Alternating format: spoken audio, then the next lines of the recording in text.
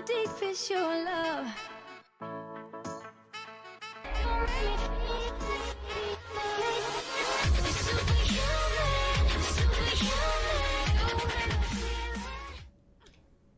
What's up guys, here's Happy No with another World vs. World video. In this video I'm gonna show you the DragonHunter roaming thing. But before I show you that, I wanted to show you the best way to play Guardian for World vs. World. So this is it. As you can see, you should use mace, shield, plus the staff. And as a heal skill, I don't know this one, but it just has 40 seconds cooldown too much, so I use this one, shelter. It blocks attacks. If you get attacked from 30 people, you will block all attacks. You will be safe, plus you get heal. Then we use stand your ground for the stability, plus it's a stun breaker, but mostly for the stability. Yeah, that's it. Then we use consecration, wall of reflection, and purging flames. These two are especially really good because we use the trait that we have reduced cooldown on these. As I show it here, this is the reflection wall. Blah, blah, blah. My English is not so good. It reflects all projectiles within this range. Then we have here purging flames. It removes 3 conditions, plus the condition duration is increased if you stay in this field here, if you have this one here. So this is really amazing. 3 condi removes plus the longer condi cleans here. Then we use our elite, renewed focus. Oh, they removed it. Normally you were able to use the meditation book thing where you had to where you were able to heal the entire time. The HP is really low because I'm not using the HP stuff what I normally use. Now let's go to the build. Here we go. First I use virtues, of course this trait line is needed. If you use our virtues, we gain from the first one might, from the second regeneration, from the third protection.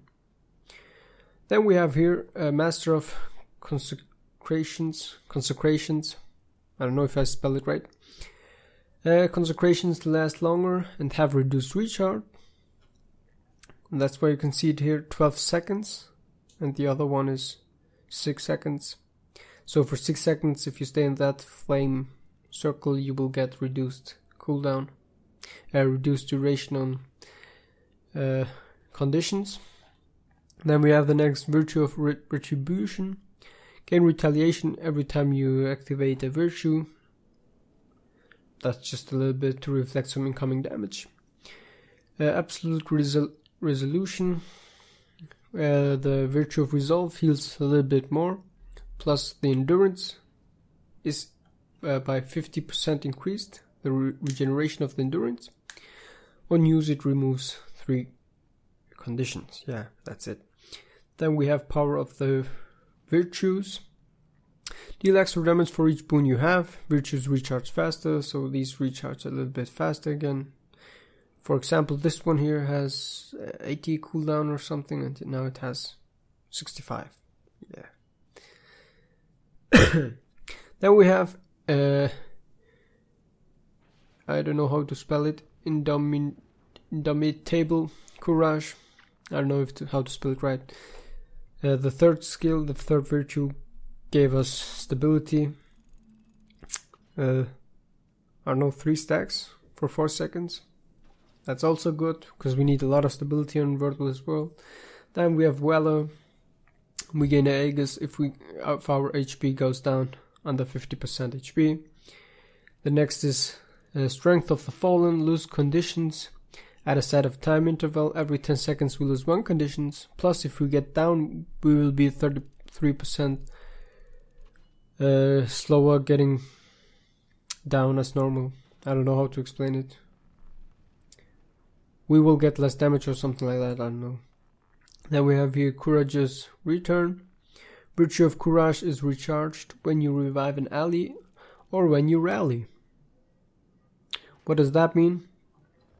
If we have one down and we res him, we use the Virtue 3, and if we get the res, we get it up again every 30 seconds. That's just a little bit bonus to res our down allies. Really helpful. Then we have here gain additional toughness while wielding a shield. Shield ability recharge is reduced. Normally I would say you can use this one here, but the 150% toughness is not so, yeah.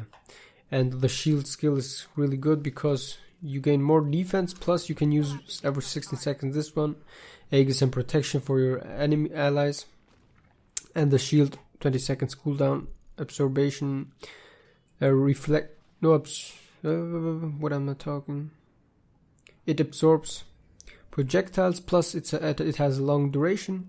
Combination with the protection shield, reflection wall is amazing, and the cooldown is reduced. Plus the defense is increased with that, so it's just positive to use. Then we have gain might when you block attacks. So we'll block with the 3 and with the aegis, and with this one I think, I don't know. Applying a boon to allies heals you. I don't know if this works so good, but it's the only thing that we have, because if we do the 2, this applies regeneration to allies, so we get healed. Plus on the staff we get healed if we use the swiftness skill. So yeah, normally you will play it with shouts only, but in this case I prefer this one, because you will see it why. Then we have honor, vigorous precision. Every time we crit we gain vigor for 5 seconds, so again more dodges, and to the dodges we come now here. First of all we have here invigorated bulwark. What does that mean? We gain every time we block an attack with this one. One of these stacks here, invigorated bulwark, that gave us 50 healing power. We can stack it up to 250, I think. I'm not sure. It should be 250, and that will increase our heal even more. Then we have here the end of your dodge roll heals nearby allies. This heals up to 1.5k or even more if you have the max healing effectiveness, healing powers on your stats. Then we have here honorable staff. Recharge on staff skills are reduced, plus the duration of the skills is increased. Blah blah blah. My English is so bad. Then we have purity of body. Your virtue of resolve passive effect also regenerate endurance. That's where this comes in. Or what was it? Virtue of resolve. Yeah, that's this one. So we get again a little bit more dodges that we can use. And for each dodge, plus if we have the max heal on our stats, we will heal up to 1.5k or something like that. And we can dodge a lot of AEs. Then we have Rite of Persistence. Symbols last longer, are larger, and heal allies. Normally I would use Pure of Voice, but because we use only this stability trait, we don't really need this one, because we have no other shouts.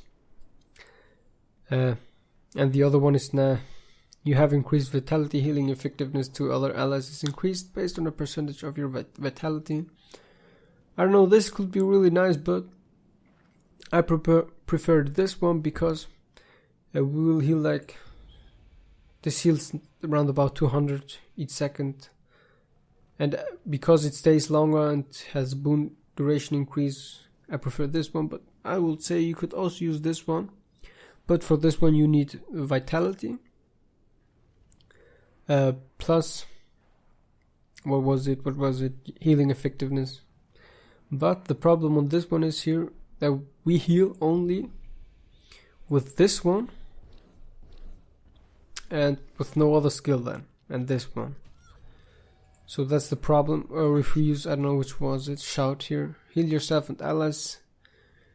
This could be also good, but this is it's the shout where you have to be behind your allies which you want to heal. That's just not useless. Plus the thing that you have no block, you will die by yourself really fast. So that's about the build. Now let's talk about the runes and stuff like that. First of all, if you have enemies which you can attack with the auto attack, you should use it, because the third attack will heal you and allies. Then always use this one, because it has a longer, longer duration. Yes, it has, because it's a symbol and symbols last longer.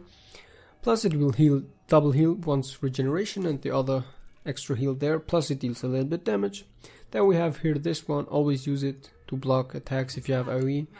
You will block one attack, plus you gain protection for you and for your allies. What does that mean? You will get extra heal again, because of the trait line here that we have.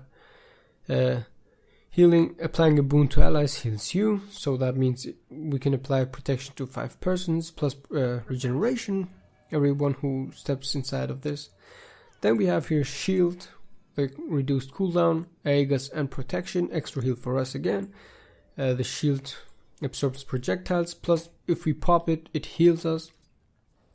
On the staff is just used to attack all downed enemies to get from everyone loot.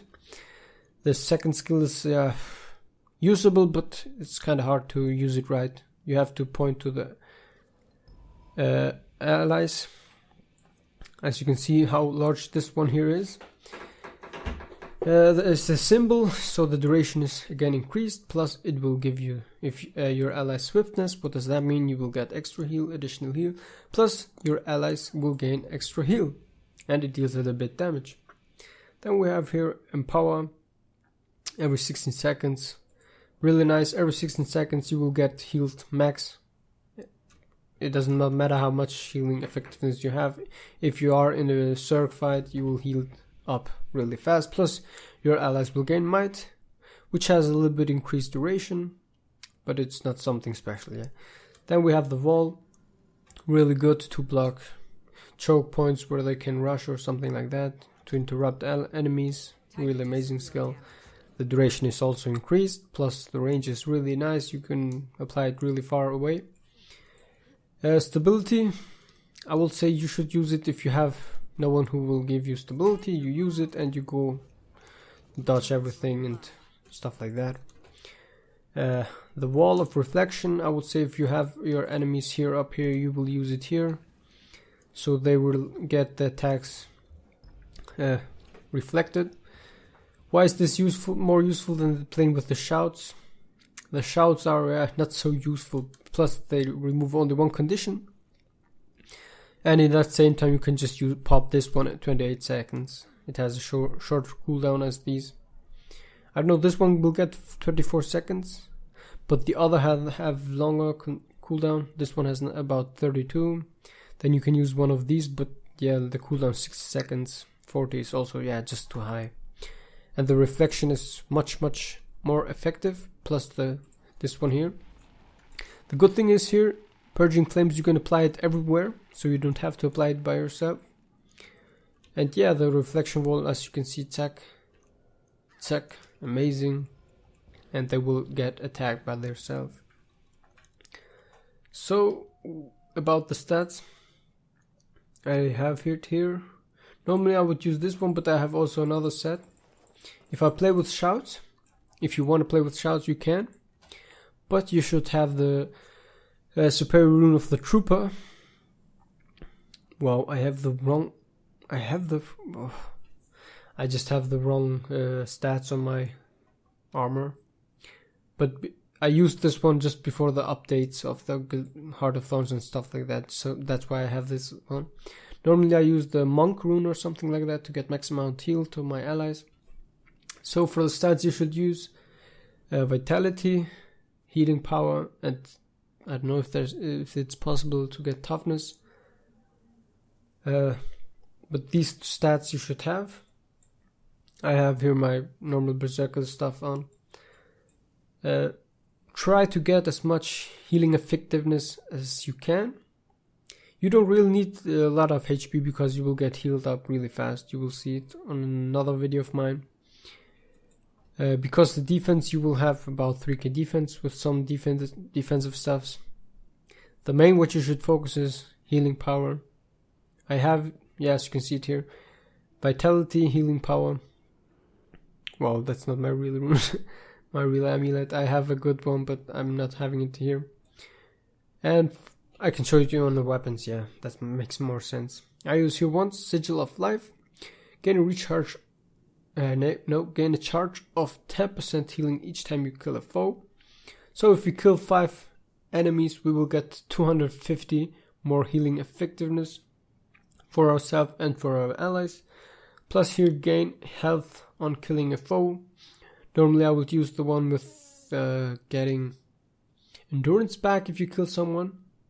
But this one here could also be really amazing on huge fights where you have like 5 downs and you have still to stay alive, and you will get really low. If they die, you will get about 2k heal or something like that. I don't know if you have better healing effectiveness.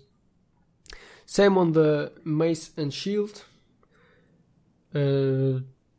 just to stack the max amount of healing, I will say, but you can remove it. One should be enough on the staff. Then you can use here the on weapon swap, you heal allies. This could be really nice. And for this one I use normally this one here, Superior Sigil of Leeching. Your next attack after weapon swapping steals some health. And yeah, that's all about. On the gameplay, I don't know, I have to make a video of it because I'm just gonna show you now the DragonHunter stuff. And I hope you guys gonna enjoy it. Hope this little guide here was a little bit helpful and you can use it, because it will make more fun if you stay alive. And as you can see, the defense is increased, just to show it here again. Attack, you gain extra defense. And what I can say also here is, if you don't want to use this one, you can use the shield of absorption. Wow, my English is so bad. You will revive 10% faster, plus if you get the revive, you get the aegis protection and regeneration. What does that mean? We gain extra heal again, because we applied the boon to allies. And we gain the bubble. This bubble, if you res someone, could be really helpful, but I don't know, the more healing effectiveness is so amazing, because if I remember it right, I don't know, you will heal up to 500 every second with this one and with this one. Plus you heal yourself, of course, even more, and you will be able to stay so long alive. That's just amazing. Yeah, that was it. Now I'm gonna show you the, I don't know, wave. Yeah, I'm gonna show you now the DragonHunter gameplay. See you soon, guys. Bye. So here we go with the gameplay. I started here. I wanted to cap this point here, and I wasn't even realizing that I'm getting attacked by the DragonHunter now. He just joins the fight. And then I realized, what the fuck is going on? My HP is just gone. What's wrong? And now I realized, oh, I just got pulled. There's this guy here. So I keep on focusing this guy up now. And I already had him really fast, but he had his heals up and stuff like that. So yeah, Not enough endurance. I destroyed the lord. That's good. And here I pulled him. I saw that he was blocking, so I stayed a little bit back behind him. And here's the point where he just dies. He tries to dodge out of the trap, but he gets caught there. Little knockback, and here comes the stone. That was an easy one. This one is a warrior.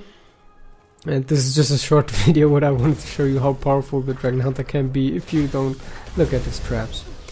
I just applied the traps and he wasn't using the stance where he is invulnerable, so he just died by dodging out of the second trap, which deals huge amount of damage.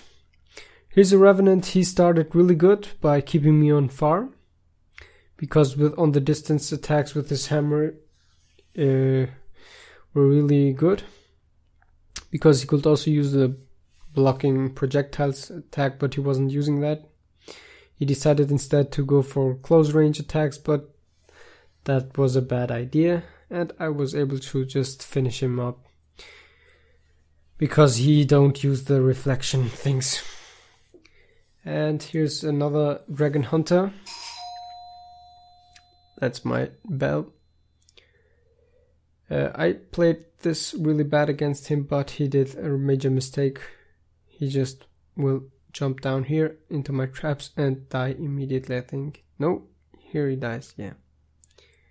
He somehow got no damage while he was running out of the trap, but I don't know how this happens. Sorry for the no sound, by the way. I was listening music too while I was doing that. Here's another Revenant. He was knowing, I think, that I laid down my traps there. So he keep on attacking me with range attacks, and his attacks were slightly stronger than mine. So I had to chase him because he wasn't coming here inside. I think he was afraid of me using the lead trap, I don't know. So I decided to start pushing here. And I laid down my traps there, but he's a good guy and activate his heal. And I got a little bit in struggle, so I had to use my lead. I used it a little bit too early, but yeah. Here I used my Virtue 3 to get the shield to just deal damage. Now I pulled him and it's over. He also already used his dodge attack. And yeah. I think this is the last one against another Revenant. This guy wasted his heal block early in the game. But he just wasted it, I don't know why. He had a lot of HP. He's using his blocks. I tried to avoid a little bit damage. I used my lead to get the pull up, but the pull somehow missed. And I was not able to catch him there. And he tries to chase me slowly, but I got on that time my attacks up. And here's another example what he did wrong. He used again his heal block, but he dodged my trap. If he would have just walked within that, he will get heal about 6k or something like that. And here comes the enemy Zerg, and I was so close to get this guy really stomped, but I managed somehow to stay alive and to swim away. And that was it. It's a little bit short because the video would have been too long. If you want another roaming thing, I will make it even more better, but I just wanted to show you a little bit. And yeah, that's it. Thanks for watching, guys. Hope you enjoyed it. That was Happy No. Bye. Let's see what we get here. The next one. We just killed him already. Yeah. I'm gonna finish him really fast if he's not. Oh, damn it. Where is he? We're gonna apply huge damage. As you see, 8.9 damage, motherfuckers, man. The waterfall is yours. Ooh. Bandit's defense. Please steal, and damn it. You saw that 9k damage, man.